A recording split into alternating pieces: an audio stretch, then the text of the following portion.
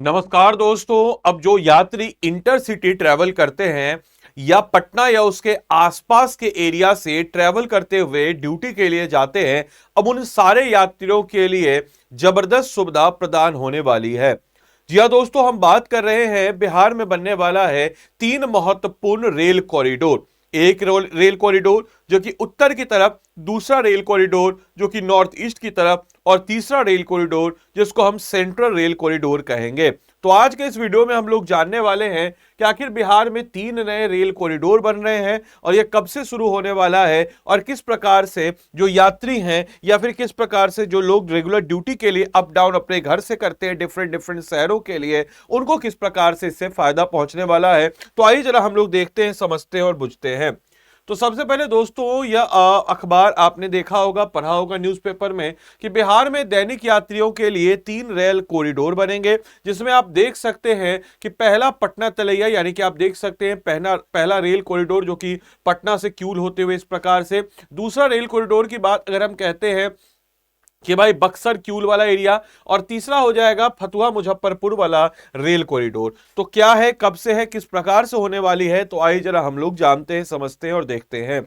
सबसे पहले दोस्तों अगर हम बात करते हैं तो बिहार में हर रोज जो है ट्रेन से सफर करने वाले लोगों के लिए अच्छी खबर है। दरअसल बिहार में अगर हम बात करें तो तीन नए रेल कॉरिडोर बनने जा रहे हैं और इस तीन नए रेल कॉरिडोर बनाने की प्लानिंग जो है रेलवे की तरफ से कर ली गई है। इसे लेकर के प्रस्ताव भी तैयार किया गया है, यानी कि प्रपोजल भी डाल दिया गया है। और जानकारी के मुताबिक ये तीनों रेल कॉरिडोर जो है पटना रिंग रेलवे नेटवर्क से जुड़ेंगे। यानी कि अगर हम बात करें तो ये पटना है और इस पटना के रिंग रिंग यानी कि हुआ कि चारों तरफ से घूम के ऐसे गोल, जैसे आप देखिएगा कि इस पटना के एरिया से ऐसे घूमते हुए ये आपके बक्सर, आरा बक्सर होते हुए क्यूल होते हुए वापस से पटना। एक आप देखिएगा कि छपरा, सोनपुर, मुजफ्फरपुर होते हुए वापस से पटना। और एक आप देखिएगा नीचे की तरफ तलैया, राजगीर, गया होते हुए वापस बिहार शरीफ होते हुए वापस से पटना। तो इस प्रकार से जो है तीन नए रिंग जो है इसको बनाने की बात कही गई है। अब दोस्तों अगर हम बात करते हैं तो इन जिलों के रेलवे स्टेशन है शामिल। बिहार के लोगों के लिए रेलवे की तरफ से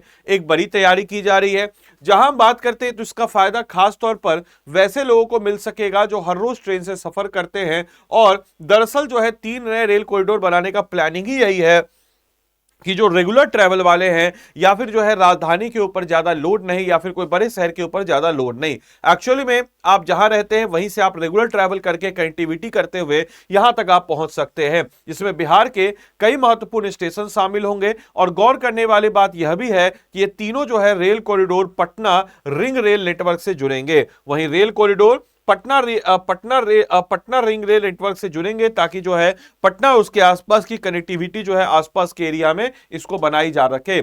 वही अगर हम बात करते हैं तो जानकारी के मुताबिक जो पहला कॉरिडोर है वह, अगर उसकी बात अगर हम करते हैं दोस्तों, तो वह जो है ईस्ट वेस्ट कॉरिडोर है, जो बक्सर से क्यूल तक अगर हम देखते हैं तो यह है ईस्ट वेस्ट कॉरिडोर, जो कि बक्सर से ऐसे क्यूल होते हुए यह आपको नजर आता है। वहीं दूसरा कॉरिडोर की बात अगर हम करते हैं तो यह जो है नॉर्थ कॉरिडोर होगा, जो पटना मुजफ्फरपुर, और आप देख सकते हैं कि पटना मुजफ्फरपुर, फतुहा, सोनपुर, हाजीपुर और छपरा के बीच होगा। इसके बाद आखिरी जो तीसरा कॉरिडोर सेंट्रल कॉरिडोर होगा, जो कि बिहार शरीफ, फतुहा, पटना, बख्तियारपुर, जहानाबाद, गया और तिलैया के बीच होगा। और इन सभी कॉरिडोर का जुड़ाव जो है पटना रिंग रेल नेटवर्क से रहेगा, जिससे कनेक्टिविटी जो है वह बेहतर हो सके। अपार्ट फ्रॉम दैट अगर हम बात करते हैं तो करीब 10 किलोमीटर लंबा पुल भी इस बीच में बनेगा। इसकी बात अगर हम करते हैं तो इस तरह से पटना, गया, जहानाबाद, छपरा, मुजफ्फरपुर, नालंदा, बक्सर, आरा और वैशाली जैसे महत्वपूर्ण जिले भी शामिल हैं। जानकारी के मुताबिक नए रेल कॉरिडोर के लिए लगभग 260 किलोमीटर के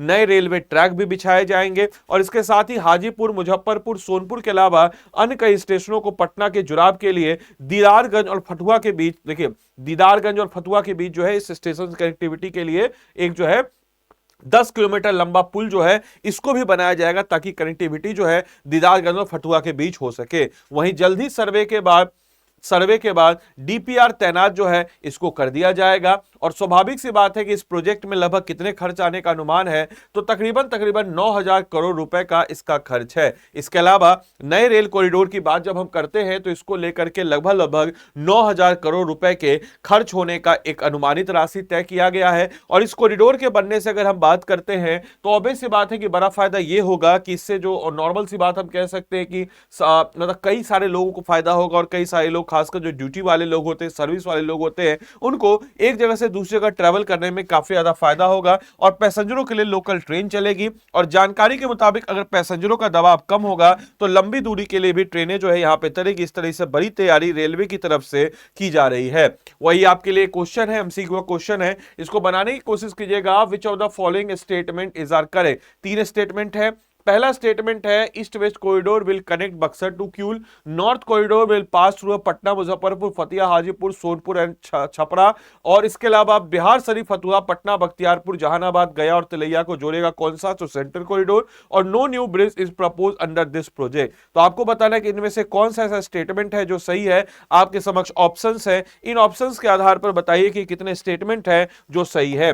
बाकी आपको बताते चले दोस्तों कि आप में से कोई भी जन अगर आने वाले आगामी अपनी बीपीएससी की परीक्षा में तैयारी करना चाह रहे हैं, और अगर आपसे प्रीलिम्स बार बार नहीं निकल रहा है या प्रीलिम्स बार बार रुक रहा है, तो दोस्तों आज से यानी कि अगर हम बात करते हैं तो कल यानी कि कल से एक नया बैच आप लोग के लिए हाजिर है। और ये नया बैच क्या है, तो ये नया बैच है आपका 72nd बीपीएससी के लिए प्रीलिम्स लाइव बैचेज। दोस्तों ये प्रीलिम्स लाइव बैच आपको महज 3,999 मिल जाएगा। आदि लाइव कोड अगर आप लगाएंगे तो आपको ये कोर्स जो है बिल्कुल आसानी से और अफोर्डेबल प्राइस में मिल जाएगा। इसके अलावा इस क्लास की पीडीएफ और मेरे द्वारा प्रोवाइड किए गए जो भी स्टडी मटेरियल्स है वो आपको इस टेलीग्राम ग्रुप पे नजर आएगा। तो you have to just scan this Telegram group. आपको इस टेलीग्राम ग्रुप को स्कैन कर लेना है, जुड़ जाना है, और क्लास की पीडीएफ और मेरे द्वारा प्रोवाइड किए गए स्टडी मटेरियल्स आपको यही मिल जाएंगे। अगर आप दोस्तों इस बैच के बारे में जानना चाहते हैं तो स्टडी आईक्यू के ऐप या वेबसाइट जो भी आपको सहूलियत हो आप वहां पे चले जाएंगे। उसके लिए आपको क्या करना है, तो सिंपल सा यहाँ पे जाना है और स्टडी आईक्यू सर्च कर देना है। जैसे ही आप स्टडी आईक्यू सर्च करेंगे इसका आपके समक्ष वेबसाइट खुलेगा, और जैसे ही आपका इसके समक्ष वेबसाइट खुलेगा वेबसाइट पे आप लॉगिन कर लेंगे। और लॉगिन कर लेने के बाद दोस्तों जैसे मान के चलिए आपने लॉगिन किया, लॉगिन जैसे ही आपने किया यहाँ पे जो भी आपका है डिटेल वो लॉगिन आप डाल लेंगे। इसके बाद दोस्तों आप यहाँ पर आ जाएंगे स्टेट पीसीएस पे, जैसे फॉर एग्जांपल मैं गया यहाँ पर, और यहाँ पे जाने के बाद आपको क्या करना है दोस्तों, तो ये रहा बीपीएससी प्रीलिम्स के स्टेट पीसीएस पे जाएंगे। स्टेट पीसीएस में आपको बिहार पे चले जाना है, और बिहार पे जाने के बाद 72nd बीपीएससी का प्रीलिम्स का आपके समक्ष जो है ये कोर्स हाजिर होगा। उस कोर्स में अगर आपको बताते चले तो हर एक सब्जेक्ट का एक 360 डायमेंशन अप्रोच किया जाएगा। जैसे एग्जांपल के तौर पे अगर हम बात करते हैं कि बिहार स्पेशल है, तो बिहार स्पेशल में मैं उसमें ऐसे पढ़ाऊंगा कि आपको टॉपिक कराऊंगा, और उस टॉपिक से जुड़े हुए जितने भी फैक्ट, जितने भी पॉइंट्स हैं, उन सारे पॉइंट्स, उन सारे फैक्ट्स को आपको कनेक्ट कराते हुए आगे बढ़ाऊंगा।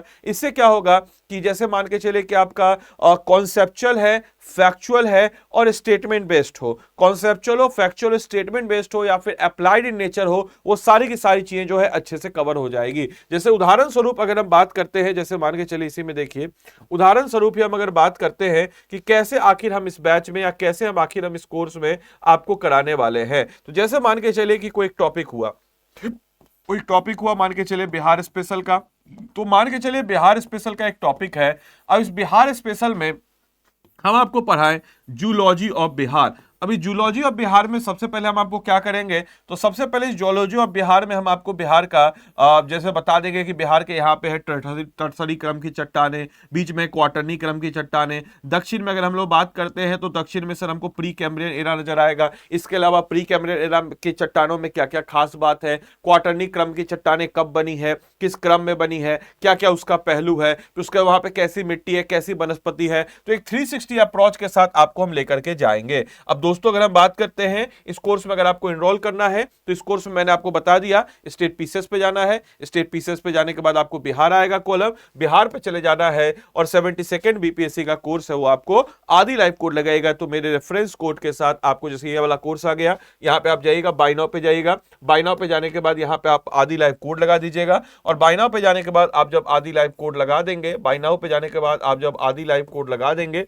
तो मेरी तरफ से आपको क्या मिल जाएगा, तो मेंटरशिप भी मेरा आपको मिल जाएगा। इसके अलावा इस कोर्स में अगर हम लोग बात करते हैं क्या क्या चीजें हैं, तो सर इस कोर्स में 400 प्लस घंटे की live classes, special focus Bihar special पे, crux module test, weekly current affairs, access to recorded lectures और तमाम तरह की चीजें जो है इसमें आपको नजर आ जाती है। तो देरी किस बात की, जाइए ऐप पे और ऐप या वेबसाइट जो भी है उस पे जाकर के इनरोल कीजिए, या फिर 9289996924 इस नंबर पे आप कॉल करके कोर्स से जुड़े हुए किसी भी प्रकार की जानकारी प्राप्त कर सकते हैं, या अगर आपको हमसे पढ़ना है तो वो भी आप पढ़ते हुए आगे बढ़ा सकते हैं। तो चलिए मिलते हैं अगले सेशन में, तब तक के लिए bye bye, take care, thank you and thanks for watching this session.